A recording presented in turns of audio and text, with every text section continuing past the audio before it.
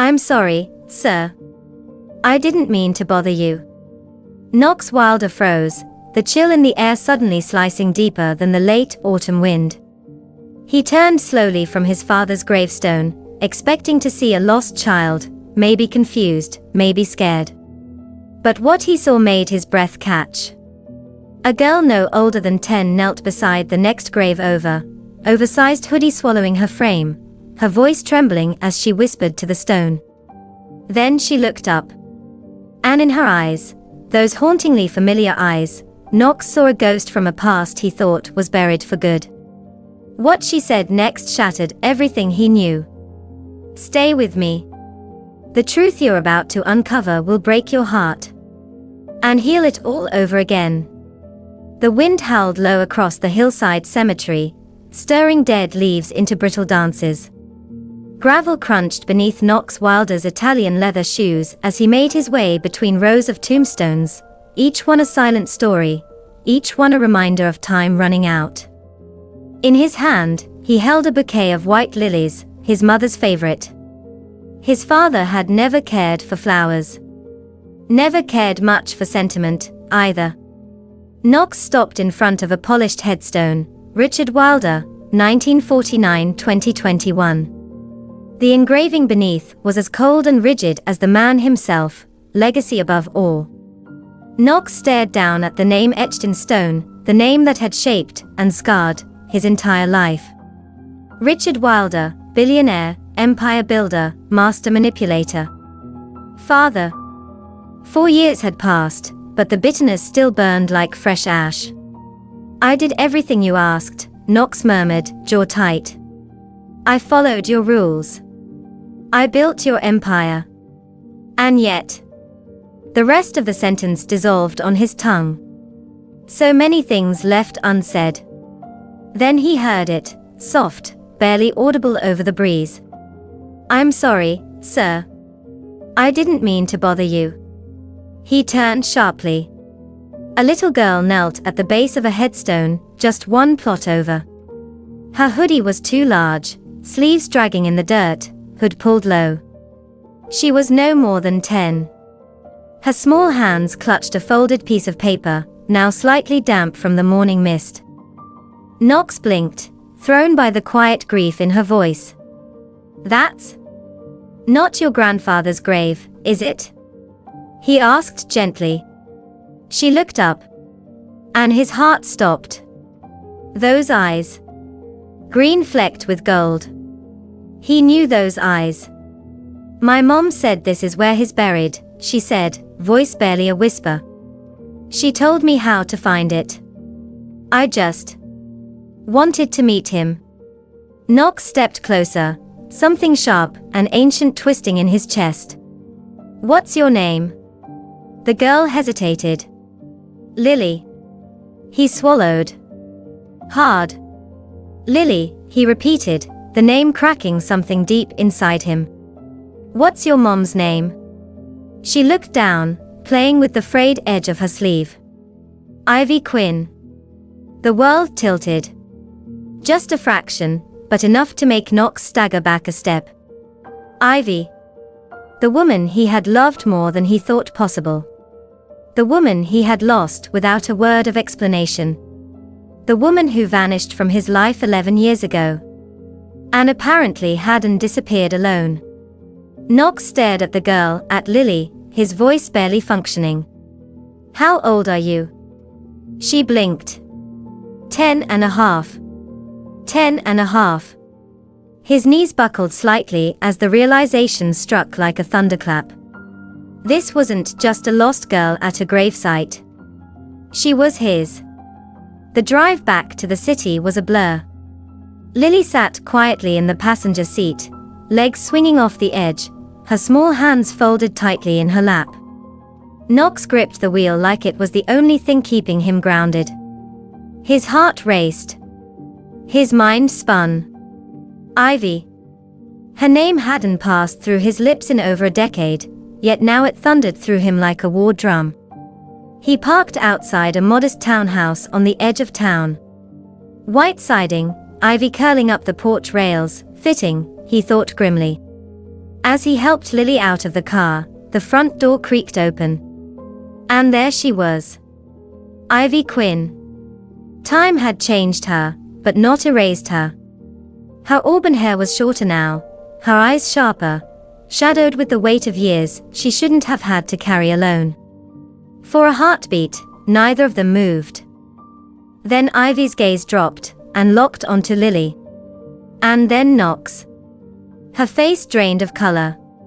"Lily," she said softly, stepping outside. "Why?" "I found him," Lily whispered, almost proud. "At Grandpa Richard's grave." Ivy's eyes snapped to Knox. "You took her there?" "She found me," he said hoarsely. "At the cemetery." She was talking to him. "Ivy, she's mine." Something in her broke. Her lips parted as if to speak, but no words came. She grabbed Lily's hand, pulling her gently inside. Knox followed. The door shut behind them like the seal on a tomb. "Ivy," he began, voice trembling, "why didn't you tell me?" She turned on him, fury igniting in her eyes. "You think I didn't try?" Her voice cracked with pain. "You think I wanted to raise her alone?" "I wrote to you, Knox. Again and again. I begged you to talk to me. To see me. I told you I was pregnant. I sent sonograms. I sent letters. Dozens of them." He shook his head. "I never." "You never answered," she snapped, voice rising. "Until one day, I got a letter back. With your signature. Saying you wanted nothing to do with me. Or the baby. That we didn't fit into your future." Knox felt the ground vanish beneath him. "That's not possible," he whispered. "I never wrote that." "Well, someone did." The room pulsed with silence. Lily had disappeared into her room, leaving the storm to rage in the hallway. Knox's mind whirled. Something didn't add up. His father who had controlled every part of his life, who had always hated Ivy, who had demanded Knox end that distraction, suddenly, a terrible thought bloomed. "I need to see something," Knox said, turning on his heel. Hours later, in the dusty storage vaults of the Wilder estate, he found it. A locked drawer. A set of old envelopes. Letters addressed to him in Ivy's handwriting. Unopened. Yellowed with time. And at the bottom, his father's signature on a cold, typed letter rejecting Ivy and their unborn child. A forgery. Meticulously done. Knox stood in the dark, throat raw, chest heaving. His father hadn't just ruined his career path. He'd stolen his family. By the time he returned to Ivy's house, night had fallen. She was sitting on the porch, wrapped in a shawl, staring into the dark. "I saw the letters," he said. Her body tensed. "I found the one he forged. The one I supposedly wrote. It wasn't me, Ivy. It was him. My father." She didn't look at him. For a long time, neither spoke.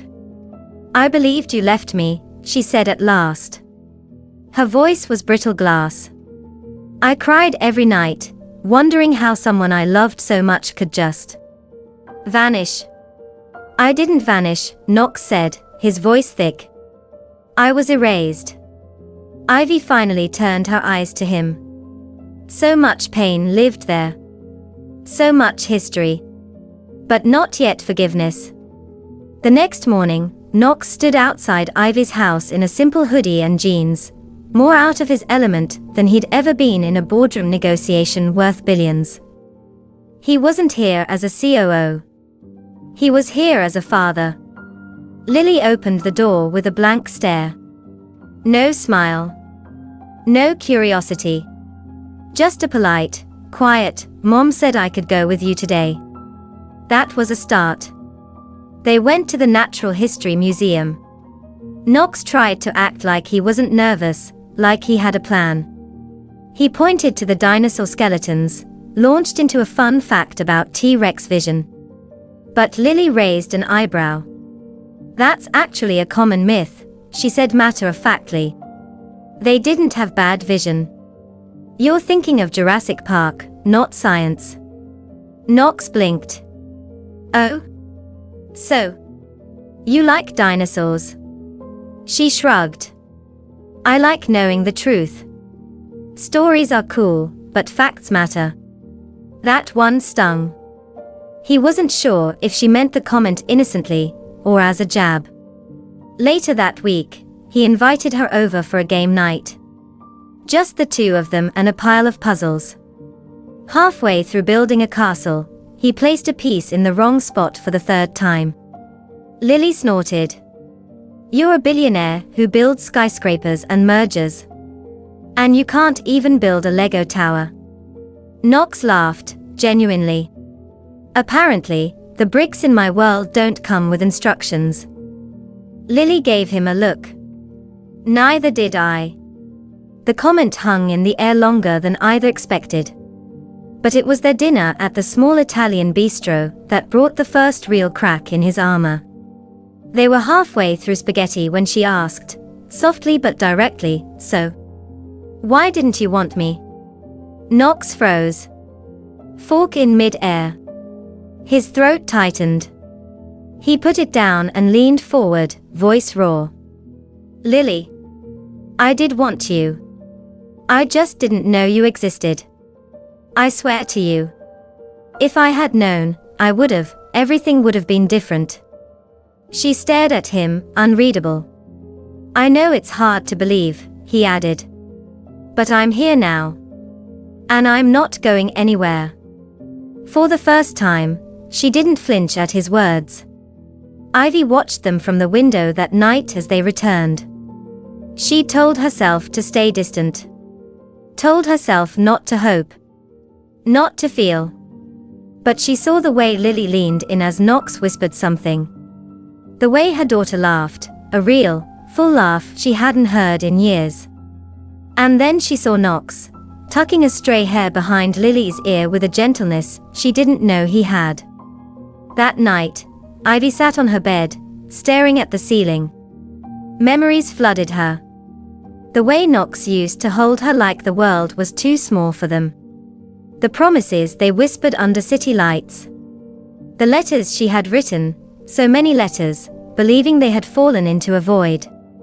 And now, he was back. Not as a ghost, but as a man willing to fight. It started with a flicker. A moment of dizziness as Ivy reached for her coffee. A sharp, pulsing pain behind her eyes as she brushed Lily's hair before school. At first, she told herself it was stress. Fatigue. Single motherhood, the return of a ghost, the emotional storm of letting Knox back in, it was a lot. But the headaches didn't go away. They got worse. Deeper. Meaner. One night, she collapsed in the hallway. Lily found her on the floor, pale and trembling. Ivy forced a smile, brushed it off as the flu, and sent her daughter to bed. The next morning, she went to the doctor. 2 MRIs later, Ivy sat in a sterile white room, her hands clenched so tightly her nails broke skin. Glioblastoma. Stage 4. Inoperable. 6 months. 6 months if you're lucky, the doctor had said gently, as if softness could cushion the blow of death. Ivy walked out into the sunlight and felt nothing. No warmth. No sound. No movement in her soul. Just the ticking. The cruel, loud ticking of time she could no longer borrow. Back home, she curled into a ball on the bathroom floor and wept until her throat went raw. How do you tell a 10-year-old she's about to lose her mother? How do you say goodbye when you just started hoping again? Knox noticed it first in her eyes. They looked tired. Not the kind of tired you fix with sleep, but the kind forged in marrow. She moved slower. Her skin turned pale. There was a tremble in her hands. She didn't bother to hide anymore. He cornered her one evening after dinner. "Ivy," he said gently, "what's wrong?" She tried to smile. Failed. "Nothing," she lied. "Ivy," he said again, firmer now. "Don't lie to me. Please."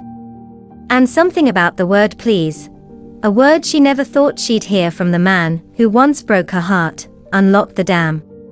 "I'm dying, Knox," she whispered. The room went silent. "What?" he breathed. "Brain cancer," she said, voice like paper. "Stage 4. I found out 2 weeks ago.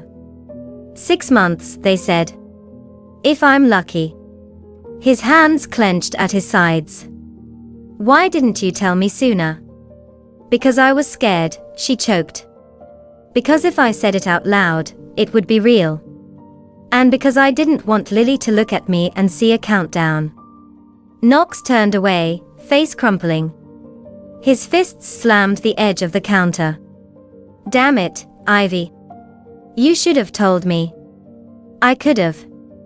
"There's nothing to fix," she interrupted. "No miracle. No cure." Then she walked up to him, eyes red, voice shaking. "But there is one thing you can do." He turned back. She took his hand, placed it over her heart. "Take care of her. Take care of Lily. She's everything, Knox. Everything good I ever did. She needs someone when I'm gone. She needs you." And as Knox looked into Ivy's breaking, beautiful eyes, he knew. This wasn't just about second chances anymore. It was about legacy. It was about love. And the time left to prove it. They didn't talk about the illness. Not directly. Instead, they created memories like stitches in a tapestry, tiny, sacred moments meant to outlast time itself. On the first Saturday of spring, Knox packed a picnic basket with Ivy's favorite lemon scones and Lily's peanut butter sandwiches, and they drove to a quiet meadow just outside the city. The grass was green and alive, sunlight pouring down like mercy. Ivy wore a floppy sun hat that danced with the wind. Lily chased butterflies. Knox took pictures, hundreds of them. Ivy laughed when he fumbled with the settings, then grabbed the camera herself, insisting on documenting him with Lily. "You're going to need these one day," she whispered. "For when you forget how small her hand used to be in yours." Later, under the shade of an old oak tree, Ivy handed Knox a hairbrush. He blinked. "What's this?" She patted the blanket. "Time you learned how to do a ponytail." "I'm a billionaire CEO," he said, mock offended. She smirked. "Exactly.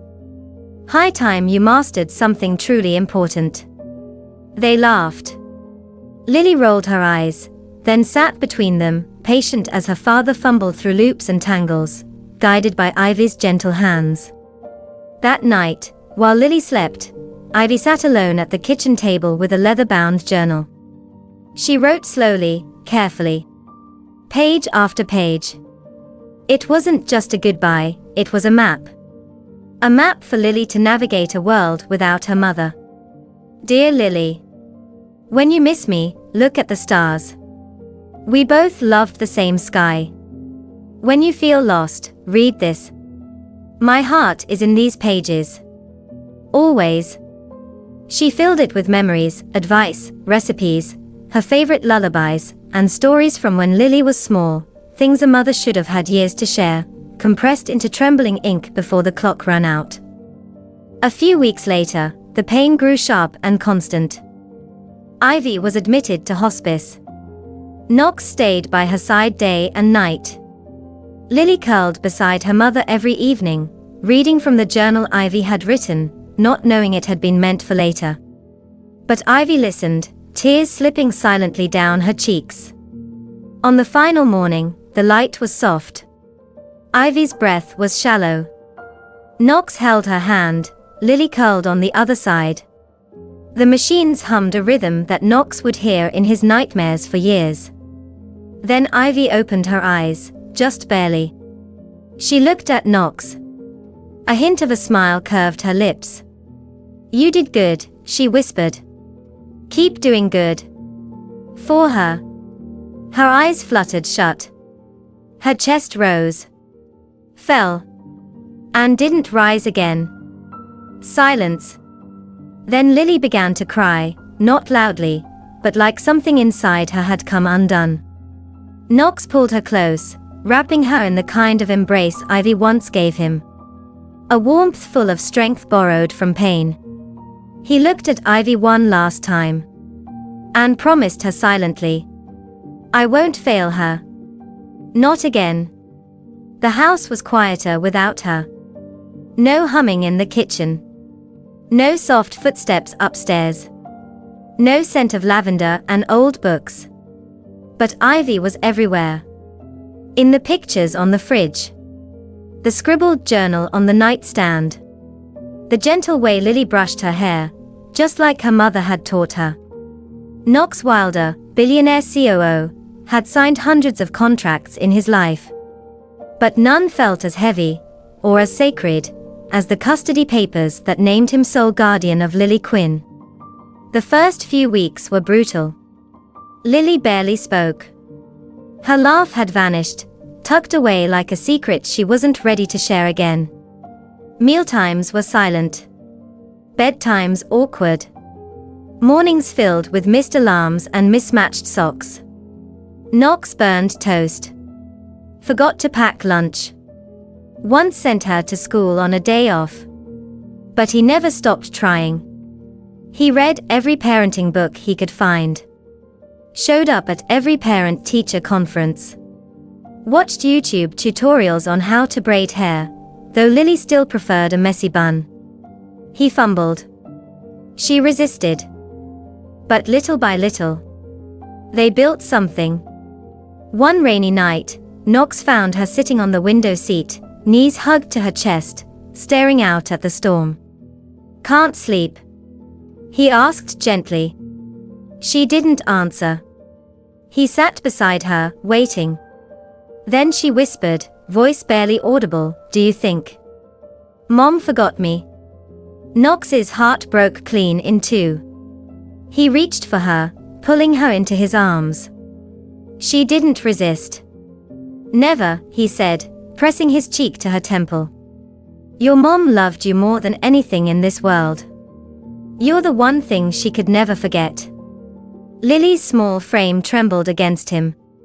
And in that moment, something shattered, and something else began to heal. 1 year later, on a warm spring afternoon, they returned to the hillside cemetery. Knox wore a navy sweater Ivy used to tease him about. Lily carried a bouquet of wildflowers and a sealed envelope in her hand. They stood together at Ivy's grave. Quiet. Steady. Lily placed the flowers gently. Then she knelt, carefully tucking the letter beneath the vase. Knox waited, watching her, feeling a lump form in his throat. Later, as they sat under the same old oak tree from that last picnic, Lily handed him a copy of the letter she'd written. The handwriting was uneven. Words a little crooked. But the message was crystal clear. "I miss you, Mom. But I'm okay. Dad's trying really hard. He still burns toast sometimes. But I think you'd be proud. I am." Knox blinked against the tears. Back home, he opened Ivy's journal one more time. At the very end, past the recipes, lullabies, and bedtime stories, was a single line, written in tiny, slanted letters. "You've done well, Knox. Keep going." He closed the journal and reached for Lily's hand. She smiled up at him. They walked down the path together, side by side, as the sun dipped low, casting a golden glow across the world ahead. Not an ending, but a beginning.